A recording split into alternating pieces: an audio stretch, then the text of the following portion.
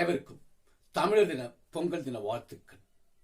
மொத்த தமிழ்நாடுமே மிகவும் ஆவலோடு எதிர்பார்த்துக் கொண்டிருந்தது. நாம் தமிழர் கட்சியினுடைய வேட்பாளராக ஈரோடு கிழக்கு சட்டமன்றத்திற்கு யாரை அறிவிக்கப் போகிறார்கள் என்று எதிர்பார்த்துக் கொண்டிருந்தது. நாம் தமிழர் கட்சியினுடைய தலைமை ஒருங்கிணைப்பாளரான அண்ணன் செந்தமிழ் சீமான் அவர்கள் தமிழர் திருநாள் என்று பொங்கல் என்று வேட்பாளரை அறிவிப்பதாக ஏற்கனவே குறிப்பிட்டிருந்தார். அப்படி குறிப்பிட்டிருந்தபடியே இன்றைக்கு தமிழர் திருநாள் என்று நாம் தமிழர் கட்சியினுடைய வேட்பாளரை ஈரோடு கிழக்கு சட்டமன்றத்தில் போட்டியிடுகின்றவரை இன்றைக்கு அறிவித்திருக்கின்றார்.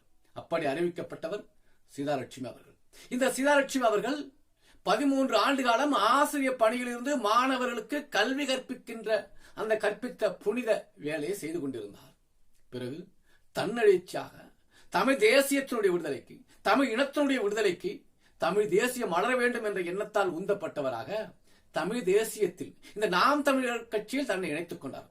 அப்படி இணைத்துக் கொண்டவர் தான் இன்றைக்கு செந்தமிழ் சீமான் அவர்களால் நாம் தமிழர் கட்சியுடைய வேட்பாளராக ஈரோடு கிழக்கு சட்டமன்ற தொகுதியில் போட்டியிடுகிறவராக அறிவிப்பு செய்யப்பட்டிருக்கிறார். உங்களுக்கெல்லாம் ஏற்கனவே தெரியும் நினைக்கிறேன். ஈரோடு கிழக்கு சட்டமன்ற இடைத்தேர்தல்ல அதிமுக கட்சி போட்டியிடல, தேமுதிக கட்சி போட்டியிடல, பாஜக கட்சி போட்டியிடல. இப்ப அந்த ஈரோடு கிழக்கு தொகுதி இடைத்தேர்தல்ல நாம் தமிழர் கட்சியும் திமுகவும் தான் போட்டியிடுகிறது. இதை இன்னொரு வகையெல்லாம் உண்மையில சொல்லி ஆகணும்.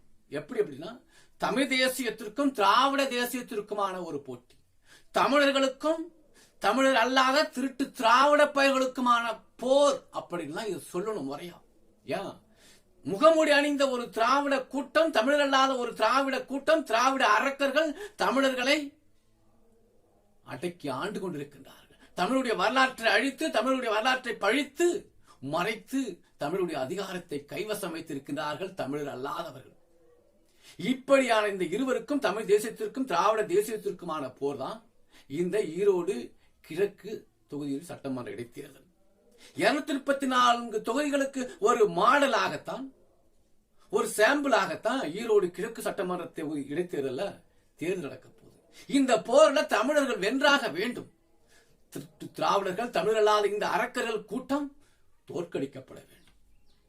சிங்க குகையினில் நறுக்கிடம் தந்தோம், செந்தமிழ் நாட்டினுடைய உரிமை இழந்தோம், பொங்கும் உணர்வால் எழும் தமிழ் அரசு போர் தொடங்கிட்டு கொட்டடா முரசம்னு நம்முடைய பாட்டன் புரட்சி கவிஞர் அன்னைக்கு சொன்னார்.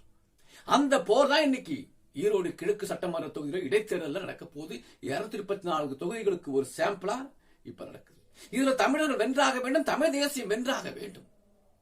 திராவிட தேசியம், திருட்டு திராவிடர்கள் கூட்டம், இந்த அரக்கர்கள் கூட்டம் வீழ்த்தப்பட வேண்டும்.